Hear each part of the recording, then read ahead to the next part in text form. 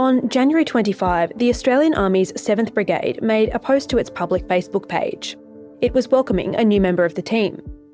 The post said, "We are honoured to welcome Colonel Penioni Ben Naliva from the Republic of Fiji Military Forces, who today became the Deputy Commander of the Australian Army's 7th Brigade." In pictures shared with the post, Colonel Penioni Ben Naliva, also known as Ben, can be seen seated and smiling with uniformed members of his new team. The post went on. "This international military partnership has been planned for a long time, and it's brilliant to see it begin." As this episode of The Front goes live, the Facebook post had been shared 123 times and received 78 congratulatory comments.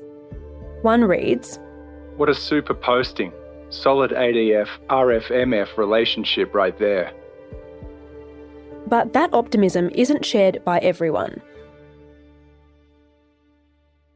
Well, this is an army officer from Fiji who is alleged to have been involved in a number of human rights violations and even torture during the reign of Frank Bainimarama, who was one of the major coup leaders in Fiji. Stephen Rice is chief of the Australian's Sydney Bureau. And I guess we need to be concerned about it because this is an appointment to the Australian Army's 7th Brigade. It's a huge number of Australian soldiers, many of them young, who frankly deserve to have people in command who are reputable, trustworthy, people of integrity. And at the moment, there's a question mark over this soldier from Fiji. Colonel Naliva has been described as a right-hand man to former Fiji Prime Minister Frank Bainimarama. It was over the course of that association that Naliva is alleged to have committed a handful of human rights abuses, including the beating of 2 Fijian politicians. So one of these assaults took place against a former Fijian cabinet minister. Now, this is the brother of George Speight, who is well known to many Australians as the coup leader from the year 2000. Speight's brother, Sam Speight, was beaten up so badly that he ended up needing hospital treatment in Australia. So he's made a statement explaining how in 2011 he was taken to a military barracks and tortured. He was kicked and punched. He described having hot water poured on him. And very disturbingly, he recounts how a man that he says was Naliva, armed with an M16 rifle, attempted to sodomise him with the barrel of this rifle. Speight alleges he was targeted by Colonel Naliva because he wouldn't reveal the source of a DVD that was critical of Fiji's military regime. He says his release came with an ominous warning that the next time he left the military barracks where the abuse allegedly occurred would be in a coffin. He says other military sources told him his ordeal had been carried out by a squad operating under orders from the former Fijian PM. And he allegedly wasn't the only one targeted. In 2011, a UN Special Rapporteur named Colonel Naliva, who was known then as Major Naliva, in a report to the Human Rights Council of the UN General Assembly. Frank LaRue said Naliva played a role in the beating of businessman and former politician Benjamin Padarath. I guess the extraordinary thing about this second allegation is that it's been on the public record for so long. He recounts how he was beaten, assaulted, dragged back to his cell, and that in the end he was so badly beaten that he was unable to walk. As he came to from unconsciousness, he actually heard these soldiers saying that they better get him out of there because he might die in custody, and that would be on their watch. And they apparently just took him out to the hospital and dumped him on a bench where he was collected by his wife. And look, there are other stories. I was contacted by a student activist, and this young man told me that Ben Naliva was present during his torture and did nothing to stop it. LaRue said the Fijian government of the day never responded to the allegations made in his report, clearing the way for Colonel Naliva to carve out a space in Australia's military ranks. That's after the break.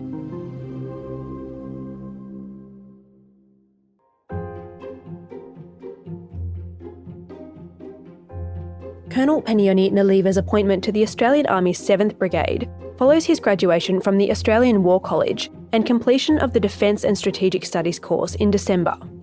Here's Stephen Rice again. Well, the background to this is obviously that as a country, we are working very hard to keep China out of the Pacific. And as a result of that, we have quite rightly invited numbers of military figures to take part in exercises in Australia and to attend the Australian War College. Critics say it's a disastrous move. And that's what happened here. So that in itself, of course, nothing wrong with that. But where was the vetting? Where is the vetting? Much of this material is on the public record. Why was this man allowed to take this incredibly important position without checks being made? It's possible that there are more complex political motivations at play here. Well, this is all taking place against this background of our bid to keep China out of the Pacific. There's a great desire in Australia not to upset the bandwagon, to do everything we possibly can to do what our South Pacific neighbours ask of us. And they want to put people through our war college and have members of their military accepted into ours. And so we're bending over backwards to do that. But we have to be careful of who we're allowing in to do that. The current Prime Minister, Sitiveni Rabuka, has a big motivation in that this bloke, Colonel Naliva, is alleged by many people in Fiji to be the military officer most likely to mount a coup against Rabuka. Now, you've got to remember that Rabuka's government at the moment is very fragile. It's a coalition that is hanging on by 1 or 2 votes, and they're in the middle of a sex scandal that's a completely different issue, but that might lose them those 1 or 2 votes. So there's every motivation for Rabuka to go, well, look, if this is the bloke who's most likely to lead the charge against me, why don't we ship him off to Australia and let the Australian military take care of him? So far, the Department of Defence is letting its Facebook post do the talking.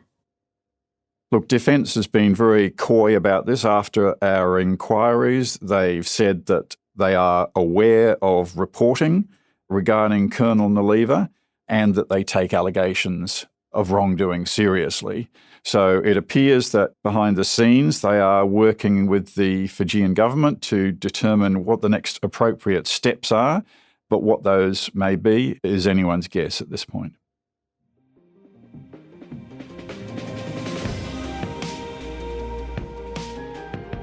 Stephen Rice is Chief of the Australian's Sydney Bureau.